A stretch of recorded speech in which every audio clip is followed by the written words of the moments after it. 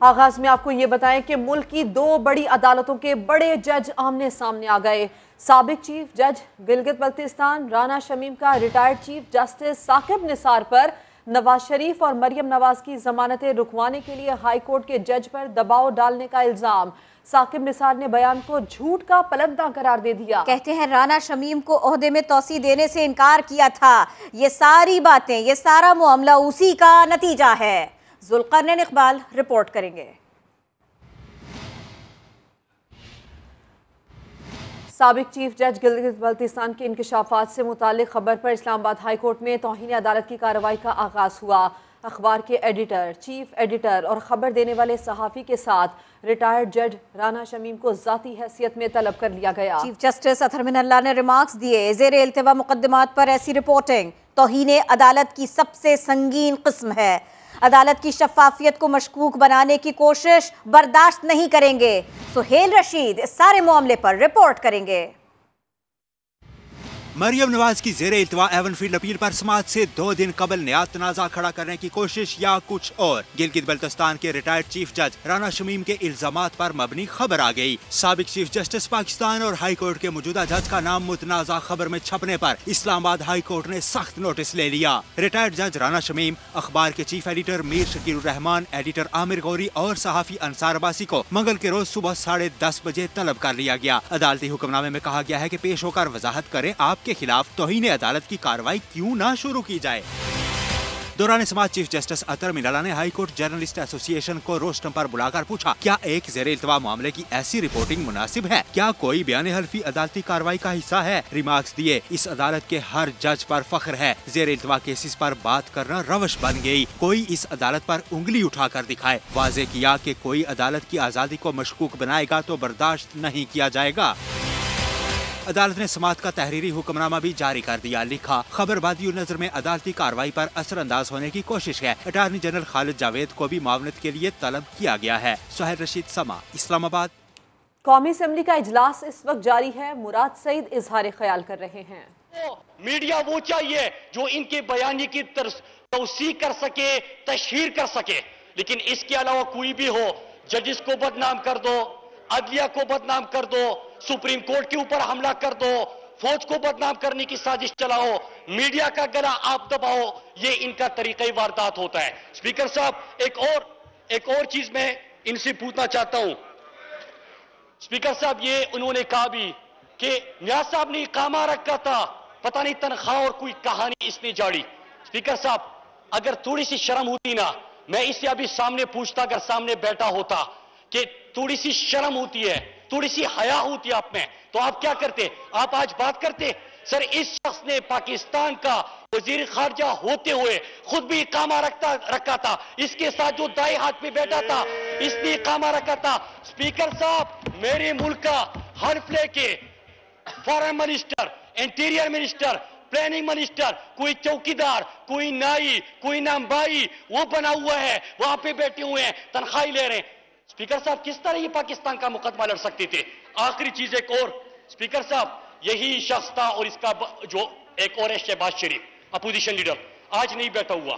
میں ایک سوال کرتا کہ جب نواز شریف کا انہوں نے بیانیہ بنایا کہ پتہ نہیں پیٹ خراب ہے، دل خراب ہے، گردہ خراب ہے، اگر یہاں سے نہیں گیا تو مر جائے گا، اور اسپیکر صاحب جب باہر گیا، ویسے وہ رپورٹ جو ہے نا، وہ نوٹری بھی اسی شخص نے کی ہے جو آج یہ کاغذ لہرا رہے ہیں۔ اسپیکر صاحب، جب وہ باہر گیا، انہوں نے کیا کہا تھا شہباز شریف نے کہ میں گارنٹر بنتا ہوں، خواجہ آصف اٹھا کہ پورا ایوان اس کی گارنٹی دیتا ہے۔ آج میں پوچھنا چاہتا ہوں کہ امریکہ افغانستان میں ہار کے چلا گیا، T20 ورلڈ کپ کا فائنل بھی ہو گیا، کرونا بھی اللہ کا شکر ہے صد عمر صاحب بیٹھے ہوئے ہیں اس پہ قابو پا لیا، اور موسمی بیماری PDM بھی پھر سے آ گئی، لیکن جو لندن دوائی لینے کے لیے گئے تھا آج تک واپس نہیں آیا۔ اسپیکر صاحب، اس ایوان کی عزت اور وقار کی بات کر رہے ہیں، یہ کب ممکن ہوگا کہ جب آپ اپنی ذات کا، اپنی ذاتی مفادات کا مقدمہ ایوان میں نہ لڑے، بلکہ پاکستان کے غریب لوگوں کا، پاکستان کے مزدوروں کا، پاکستان کے محنت کش طبقے کا، ان لوگوں کا مقدمہ آپ اس ایوان میں لڑے۔ آپ یہاں پہ اپنی باتیں نہ کریں بلکہ پاکستان کے عام طبقے کی باتیں کریں۔ اسپیکر صاحب، ان تمام اراکین نے ووٹ لیا ہے، یہ اپنے علاقے کی نمائندگی کے لیے آئے ہیں. لیکن جب بھی اس اسمبلی میں ہم تقریریں سنتے ہیں کہ ایک شخص نواز شریف جس کا بھی ذکر کر رہے تھے, ان کی پہچان یہ کہ پاکستان کو لوٹا, ان کا ایک ہی نعرہ تھا کہ ہر پل کا ہو, ہر پل کا ہو, ہر سڑک کا ہو, بے دڑک کا ہو. آج وہ مفرور ہے, اشتہاری ہے. اسحاق ڈار مفرور ہے, اشتہاری ہے. بیٹے دونوں مفرور اور اشتہاری, اور شہباز شریف کا داماد علی عمران مفرور اور اشتہاری, بیٹا مفرور اور اشتہاری. اگر پاکستان سے محبت ہے, پاکستانیوں کے نام پہ سیاست کرتے ہو, تو اس ایوان میں آ جاؤ, پاکستان آ جاؤ, اپنے کیسز کا سامنا کرو, لوٹا ہوا پیسہ واپس لے دو. اور ایک اور چیز اسپیکر صاحب, ہمیں کہا گیا کہ سب اکٹھے ہوتے ہیں, بس سیاستدان اکٹھے نہیں ہوتے. ابھی یہ تقریر ختم نہیں ہوئی تھی کہ جیسے ٹریجری بینچز سے اگر کوئی تقریر کے لیے اٹھے تو آپ ایوان سے بھاگ جاتے ہو. یہ آپ کا درس تھا. اگر آپ کا یہ مطلب ہے کہ NRO میں ساتھ دے دیں گے, آپ کے کیسز میں ساتھ دے دیں گے, آپ کی چوری کے اوپر بات نہیں کریں گے, تو اسپیکر صاحب یہ تو ہو نہیں سکتا. یہ تو ہو نہیں سکتا. اس کے اوپر سوال بھی پوچھا جائے گا. اور میں آخر اس پہ ختم کرتا ہوں کہ عدلیہ پر یہ حملہ ہے جو آج انہوں نے کیا. اس سے پہلے بھی آپ کو یاد ہوگا کہ سپریم کورٹ پہ ان کی تاریخ ہے کہ انہوں نے حملہ کر دیا تھا. اور جو بھی اگر ان کی مرضی کے فیصلے نہیں ہوتے, ان کی مرضی کا بیانیہ نہیں چلتا, اس کے اوپر یہ حملہ اور ہوتے ہیں. تو اسپیکر صاحب, میں انہی باتوں کے ساتھ ختم کروں گا. آپ کی اجازت چاہتا ہوں. اور یہ اتنا دم خم ان میں ہونا چاہیے جب بات کریں. اس کے بعد آپ کو دیتے ہیں. بہت شکریہ اسپیکر صاحب. میں صرف ایک دو باتیں جو ہیں ابھی خواجہ آصف صاحب نے جو ایشو اٹھایا تھا اس کے اوپر کروں گا. مراد سعید صاحب تفصیل سے جواب دے چکے ہیں. اس کے بعد میں ایک دوسرا مین جو پرپز ہے اس پہ آتا ہوں. دو باتیں میں کرنا چاہتا ہوں. جو خواجہ صاحب نے بڑی زبردست جذباتی تقریر کر کے ایک مطالبہ کیا, اور مطالبہ انہوں نے یہ کیا ہے کہ سیاستدانوں کو ایک دوسرے کا خیال کرنا چاہیے.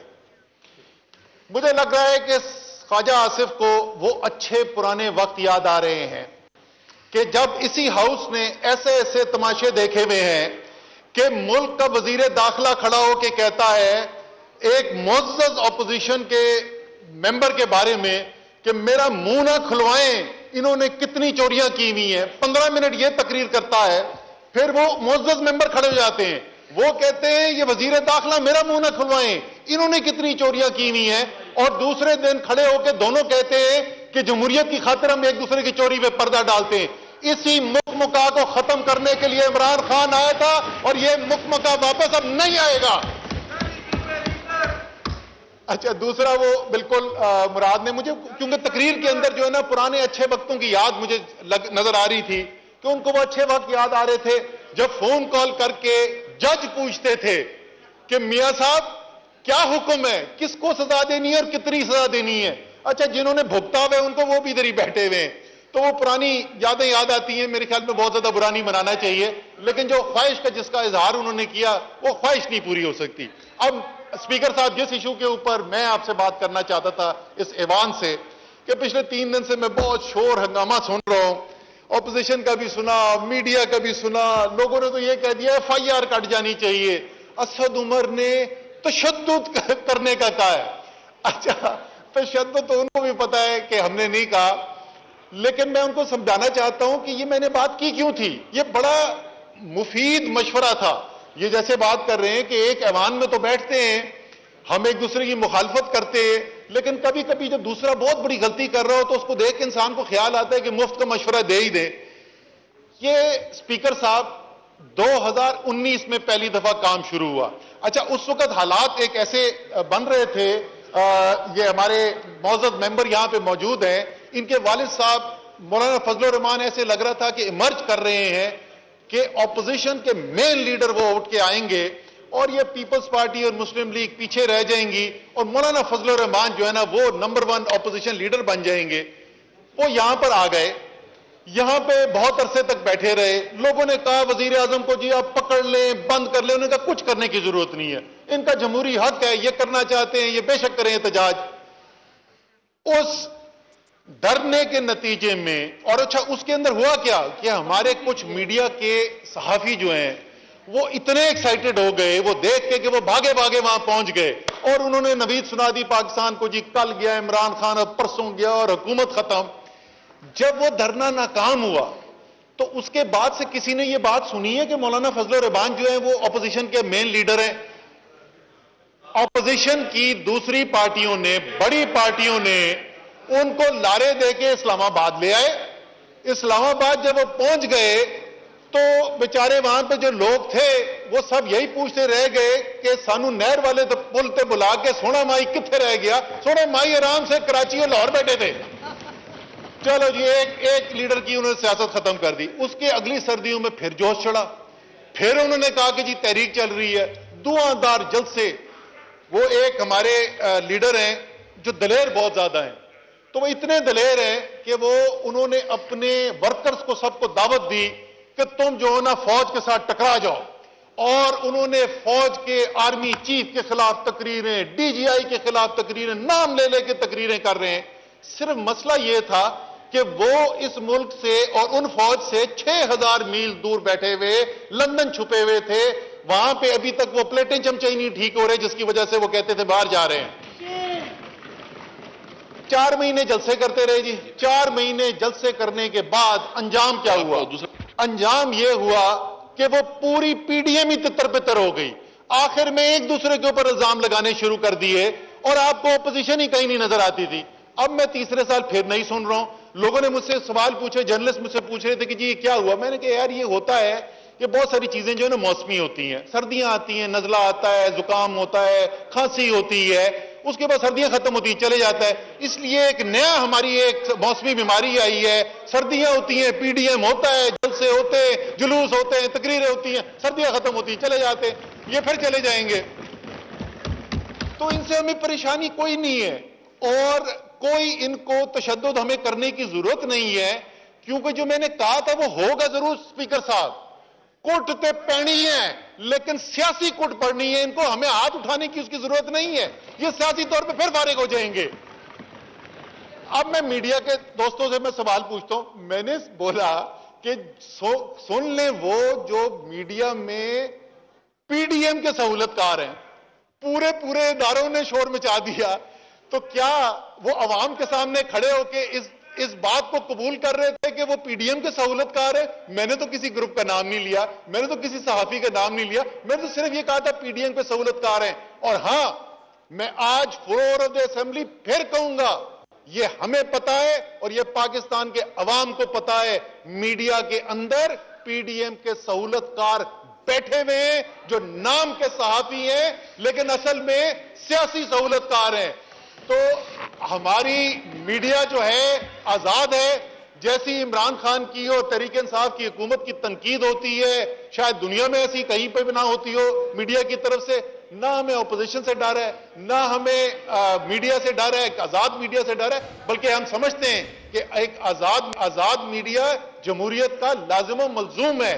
انشاءاللہ تعالی پچھلی 3 سردیاں بھی گزر گئیں، یہ سردی بھی گزر جائے گی۔ 2023 کا انتظار رکھیں، 2023 میں آخری میں ختم کروں گا خواجہ آصف کی بات کے اوپر۔ ایک بڑی اچھی انہوں نے خواہش کا اظہار کیا اور وہ خواہش یہ تھی کہ الیکشن میں لوگ وہ آئیں جو ووٹ لے کر آئے ہیں، وہ آئیں جیت کر حکومت وہ بنائیں جن کو عوام نے ووٹ ڈالے ہیں، وہ نہیں کہ جو دوسرے راستوں سے آنے کی کوشش کریں۔ اسی لیے امید ہے کہ اس ہاؤس پر تمام پاکستان کے سامنے الیکٹرانک ووٹنگ مشین کے استعمال کے اوپر ووٹنگ ہوگی، جس سے چوری کا راستہ روکا جائے گا اور سارا پاکستان دیکھ رہا ہوگا اسپیکر صاحب کہ کون صاف اور شفاف الیکشن کے ساتھ کھڑا ہوا ہے اور کون دھاندلی زدہ نظام کے ساتھ کھڑا ہوا ہے۔ جی اسد محمود صاحب، میں تھوڑا اس کو بسم اللہ الرحمن الرحیم نحمدہ ونصلی علی دیتے جی، رسولہ الکریم۔ چلو آج ہم ڈیبیٹ ہی کر لیتے ہیں، اچھا ہے۔ اما بعد، شکریہ جناب اسپیکر۔ آج مجھے اس تمام مسئلے پر از خود اور میرے ساتھیوں نے یہ طے کیا تھا کہ ہم اس پر بات نہیں کریں گے، اور کیوں نہیں کریں گے اس کی وجوہات بھی آپ بھی جانتے ہیں، میں بھی جانتا ہوں، یہ پورا ایوان بھی جانتا ہے۔ یہاں پر ایک ایسے مسئلے پر بحث ہو رہی ہے کہ جس میں اپوزیشن کے رہنما اور ان کی صاحبزادی کے حوالے سے ایک جج نے ایک سٹیٹمنٹ دیا ہے اور اپوزیشن میں بیٹھی ہوئی اسی جماعت کے ممبران اس حوالے سے آپ سے ایک درخواست کر رہے ہیں کہ اس طرح کی گفتگو آج ہوئی ہے اور اس حوالے سے ہمیں اس ایوان کے تقدس پر کوئی کمپرومائز نہیں کرنا چاہیے، اس حوالے سے تحقیقات ہونی چاہیے، ہمیں اپنے ایوان کے تقدس کو برقرار رکھتے ہوئے اس پر کسی نتیجے پر پہنچنا چاہیے۔ لیکن اس حوالے سے جب ایک تواتر کے ساتھ گزشتہ سال بھی ایک جج صاحب نے سابق وزیر اعظم کے حوالے سے فیصلے کے حوالے سے گفتگو کی تو ان کو ان کے منصب سے سبکدوش کر دیا گیا، اور یہ واقعہ کوئی پہلا واقعہ نہیں ہے۔ ان 3 سالوں میں متواتر ججز کا ضمیر جاگ رہا ہے اور وہ قوم کے سامنے، جناب اسپیکر آپ کی توجہ چاہتا ہوں، یہ پہلا واقعہ نہیں ہے کہ کوئی جج نے وہ باتیں جو بند کمروں میں ہوئی ہیں۔ مولانا اسد محمود اظہار خیال کر رہے ہیں، کہہ رہے ہیں آج جن باتوں پر ہمیں نہیں آنا تھا ان کا تذکرہ ہو گیا۔ اس سے پہلے اسد عمر بات کر چکے اور اس کے علاوہ مراد سعید نے بھی کچھ سوال، کچھ خدشات ہمارے سامنے رکھے، عوام کے سامنے بھی رکھے۔ آگے بڑھتے ہیں۔ وزیر مملکت برائے اطلاعات فاروق حبیب کہتے ہیں نون لیگ نے اپنی تاریخ کو دہرا دیا، یہ عدلیہ پر حملہ ہے۔ نوٹری رانا شمیم کے بیان کو سرٹیفائی کر رہا ہے اور اسی نوٹری نے نواز شریف کی میڈیکل رپورٹ بھی بنائی۔ یہ کیسا اتفاق ہے کہ ایک ہی انسان نے 2 کام کیے؟ یہاں پر جو ہے وہی سیم نوٹری اس کو سرٹیفائی کر رہا ہے جو کہ نواز شریف کی میڈیکل رپورٹس کو سرٹیفائی کرتا ہے، وہی رانا شمیم کے بیان کو جو ہے وہ سرٹیفائی کر رہا ہے۔ اور اس کی ٹائمنگ دیکھیں کہ جب کیس اپیلوں کے لیے لگا ہوا ہے 17 تاریخ کو اور وہ اپنے منطقی انجام تک جو ہے وہ پہنچ رہا ہے، جو ریمارکس سامنے آ رہے ہیں وہاں پر سٹنگ اسلام آباد کے ہائی کورٹ کے جج کو جو ہے وہ ملائن کرنے کی کوشش کی گئی ہے۔ میں یہ سمجھتا ہوں کہ یہ پاکستان کی عدلیہ کے اوپر ایک بہت بڑا حملہ ہے جو کہ شریف خاندان کی جانب سے کیا گیا ہے۔ اور مسلم لیگ نون نے سابق چیف جسٹس ثاقب نثار پر لگنے والے الزامات کا معاملہ پارلیمنٹ میں اٹھانے کا اعلان کر دیا۔ پریس کانفرنس میں سابق وزیر اعظم شاہد خاقان عباسی نے کہا ملک کے نظام میں غیر آئینی مداخلت کی جاتی ہے، یہی وہ خرابیاں ہیں جن کا ذکر ہم بار بار کرتے ہیں۔ اس وقت تمام انسٹیٹیوشنز جو ہیں آئینی اداروں کے اوپر ایک سوالیہ نشان آ گیا ہوا ہے۔ اگر رانا شمیم صاحب جھوٹ بول رہے ہیں ان کو بدترین سزا دی جائے، اگر یہ سچ بول رہے ہیں تو پھر جسٹس ثاقب نثار کی جگہ جیل میں ہے۔ اگر میاں نواز شریف جیل جا سکتا ہے تو ثاقب نثار کیوں نہیں جا سکتا؟ سابق chief justice Pakistan justice retired Saqib Nisar پر رانا شمیم کے سنگین الزامات۔ مسلم لیگ نون نے پریس کانفرنس کرتے ہوئے معاملہ پارلیمنٹ میں اٹھانے کا اعلان کر دیا۔ سب سے پہلے ہم پارلیمنٹ میں جائیں گے، وہ ہمارا فورم ہے، وہ فلاڈ ہے، اس میں نقائص ہیں، وہ ایک ریگڈ الیکشن کی پروڈکٹ ہے، لیکن پھر بھی ہم وہاں پہ یہ مسئلہ وہاں پہ اٹھائیں گے اور اس کے بعد قانونی جو چارہ جوئی جو ہے یا وہ کنسلٹ کر کے جو ہے وہ کلاس ہے وہ بھی کریں گے۔ مسلم لیگ نون کے مرکزی رہنما شاہد خاقان عباسی نے کہا کہ یہی وہ خرابیاں ہیں جن کا ذکر ہم بار بار کرتے ہیں۔ ٹروتھ کمیشن بنا دیں۔ میں تو آج کے یہ آپ کے سامنے ایک چیف جسٹس کا ایفیڈیوٹ ہے، آنکھوں دیکھے حالات بیان کر رہا ہے، ملک کے نظام میں مداخلت ہے، غیر آئینی مداخلت ہے. آج چیف جسٹس ملوث ہے ملک کا, دوسرا چیف جسٹس کہہ رہا ہے کہ ہم اس کو معمولی بات سمجھ کر بھول جائیں. شاہد خاقان عباسی کا کہنا تھا کہ رانا شمیم نے بغیر کسی دباؤ میں آئے لندن کے نوٹری کے سامنے اپنا بیان حلفی ریکارڈ کرایا. حقیقت کا علم یا تو ان کو ہے یا ثاقب نثار کو. وزیر اعظم عمران خان کا کہنا ہے نون لیگ نے ہمیشہ ریاستی اداروں پر حملہ کیا. انہوں نے یہ بات حکومتی رہنماؤں کے اجلاس میں کہی. اس اجلاس میں سابق جج کے بیان حلفی پر غور بھی کیا گیا. شہزاد اکبر نے کہا بظاہر لگتا ہے اس معاملے کے پیچھے مسلم لیگ نون ہے. وزیر اعظم نے جواب دیا سیاسی مافیا کیسز سے بچنے کے لیے کسی بھی حد تک جا سکتا ہے. نون لیگ عدالتوں پر اثر انداز ہونے کے حوالے سے تاریخ رکھتی ہے. بیرسٹر علی ظفر نے کہا عدالتی کارروائی پر اثر انداز ہونے پر توہین عدالت بنتی ہے. مسلم لیگ کاف کی پارلیمانی پارٹی کی اکثریت نے حکومت کے ساتھ چلنے کی حمایت کر دی ہے. طارق بشیر چیمہ حکومت سے علیحدگی چاہتے ہیں جبکہ مونس الہی مزید وقت دینے کے حامی ہے. ارکان کی اکثریت نے مونس الہی کی رائے سے اتفاق کیا ہے. لاہور سے نئی مشرف بٹ رپورٹ کریں گے. مسلم لیگ کاف کے پارلیمانی پارٹی اجلاس کی اندرونی کہانی سامنے آ گئی. ذرائع کے مطابق پارٹی کی اکثریت نے فی الحال حکومت کے ساتھ چلنے کے حق میں رائے دے دی ہے. کاف لیگ کے اہم رہنما نے سما کو بتایا کہ پارلیمانی پارٹی اجلاس میں جب چودھری پرویز الہی نے ارکان سے حکومت کے ساتھ رہنے یا نہ رہنے کی رائے مانگی تو وفاقی وزیر طارق بشیر چیمہ نے دلائل دیے کہ حکومت عوامی مسائل حل نہیں کر رہی, اس لیے اب ہمیں ان کے ساتھ مزید نہیں چلنا چاہیے. تاہم پارٹی کے دوسرے وفاقی وزیر مونس الہی نے کہا کہ ابھی ہمیں حکومت کو مزید وقت دینا چاہیے اور جلد بازی میں فیصلہ نقصان دہ ہوگا. اس کے بعد پارٹی کی اکثریت نے مونس الہی کی سوچ کی حمایت کی. تاہم کچھ ارکان طارق بشیر چیمہ کے بھی ساتھ تھے. دو مختلف آراء کے بعد حتمی فیصلے کا اختیار اسپیکر پنجاب اسمبلی چودھری پرویز الہی کو دے دیا گیا. نئی مشرف بٹ, سما, لاہور. مسلم لیگ قاف کا حکومت کی حمایت جاری رکھیں گے ایسا فیصلہ سامنے آیا. اسی سب کے اوپر بات ہوگی. سما کے نمائندہ خصوصی عباس شبیر ہمارے ساتھ ہے. عباس شبیر, بات صاف ہو گئی, واضح ہو گئی اس کے بعد؟ جی بالکل, آج وزیر اعظم سے ملاقات میں بھی جو تحفظات تھے وہ مکمل طور پر دور ہو گئے ہیں اور مسلم لیگ کاف نے حکومت کی حمایت جاری رکھنے کا فیصلہ کیا ہے. اسپیکر پنجاب اسمبلی چودھری پرویز الہی نے حکومت کی حمایت کے فیصلے کی منظوری کی ہے. مسلم لیگ کاف کی پارلیمانی پارٹی نے تحفظات کے اظہار کے بعد فیصلوں کا اختیار چودھری پرویز الہی کو دیا تھا اور وزیر اعظم سے آج طارق بشیر چیمہ اور وفاقی وزیر مونس الہی نے ملاقات کی ہے جس میں پارلیمنٹ کے مشترکہ اجلاس میں قانون سازی کو مکمل طور پر سپورٹ کرنے کا اعلان کیا ہے. عباس شبیر, بہت شکریہ. حکومت کے 3.5 سال گزر گئے. چوتھے سال سے الیکشن مہم شروع ہو جاتی ہے. وزیر داخلہ شیخ رشید کا اسلام آباد میں تقریب سے خطاب. کہا پی ڈی ایم قانون ہاتھ میں نہ لے, ہماری طرف سے کوئی رکاوٹ نہیں ہوگی.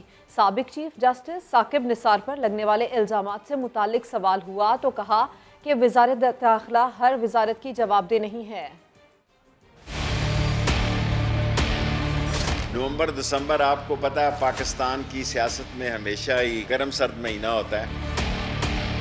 پی ڈی ایم جب آئے گی اگر وہ قانون کو ہاتھ میں نہیں لیں گے تو ہماری طرف سے کوئی ان کے لیے رکاوٹ نہیں ہوگی. میں ایک ایسا سیاستدان نہیں جو پولیس کی سیاست کرتا ہوں. راولپنڈی میں مجھے یہی نہیں پتا ہوتا کہ سی ٹی او کون لگا ہوا ہے. کیونکہ سیاستدان کو اپنا کام کرنا چاہیے اور اداروں کو اپنا کام کرنا چاہیے. عمران خان کی یہ سوچ ہے کہ اے بی ایم ہی دھاندلی کو روکنے کا ایک ذریعہ. اتحادیوں سے بھی میں توقع رکھتا ہوں کہ وہ اس ریفارمز کو ووٹ ڈالیں گے. اپوزیشن سے بھی مجھے کہنا ہے کہ پاکستان کے حالات جو ہیں 3.5 سال ہو چکے ہیں, صبر کا دامن ہاتھ سے نہیں چھوڑنا چاہیے. 4 سال کے بعد تو ویسے بھی الیکشن شروع ہو جاتا ہے پاکستان میں. کراچی کی ہول سیل مارکیٹ میں فی کلو چینی 100 روپے سے بھی نیچے آ گئی. ہول سیل مارکیٹ میں 2 روز کے دوران چینی 6 روپے سستی ہو چکی ہے. سما کے نمائندے سید رضوان عالم نے کچھ دیر پہلے جوڑیا بازار میں ڈیلرز سے بات کی. آئیے دیکھتے ہیں. بہت اچھی خبر ہے عوام کے لیے. ہول سیل مارکیٹ جوڑیا بازار میں چینی کے دام 100 روپے سے نیچے آ گئے ہیں. کافی عرصے بعد 100 روپے سے نیچے آئے ہیں. 98 روپے فی کلو چینی یہاں جوڑیا بازار میں فروخت کی جا رہی ہے. چینی کا معیار بھی اچھا ہے, موٹی چینی ہے. یہ ہم اپنے ناظرین کو دکھائیں. یہ دیکھیں معیاری چینی ہے موٹے دانوں والی. یہ 98 روپے فی کے جی में दस्तयाब है होलसेल मार्केट में। लेकिन रिटेल मार्केट में जो है वो चीनी अभी भी 125 से 130 और कहीं कहीं 120 भी फरोख्त की जा रही है। तो अब गैन जो है वो सिंध हुकूमत के कोर्ट में आ गई है, जो अमूमन जो है महंगाई के हवाले से जो है वफाकी हुकूमत को इल्ज़ाम देती है कि उसकी पॉलिसियों की वजह से जो है वो महंगाई हो रही है। तो अब चीनी जब होलसेल मार्केट में सस्ती हो गई है वफाकी हुकूमत के इक़दामात के बाद, तो आम दुकानों पर आवाम को चीनी जो है वो सस्ती फराहम करने के लिए सिंध हुकूमत को भी ये देखना होगा कि वो अपने प्राइस मजिस्ट्रेट को जो है फाल करे उस निज़ाम को, और आम दुकानों पे जाके छापे मारे जाएं और वहाँ पता किया जाए कि वो चीनी जो है आवाम को जो है क्यों महंगे दामों फरोख्त की जा रही है। जबकि ये कहना ये है होलसेल डीलर्स का कि अगर यहाँ 98 की कीमत हो चुकी है चीनी की, तो आम दुकानों पे चीनी जो है वो 105 रुपए आवाम को मिलनी चाहिए। जी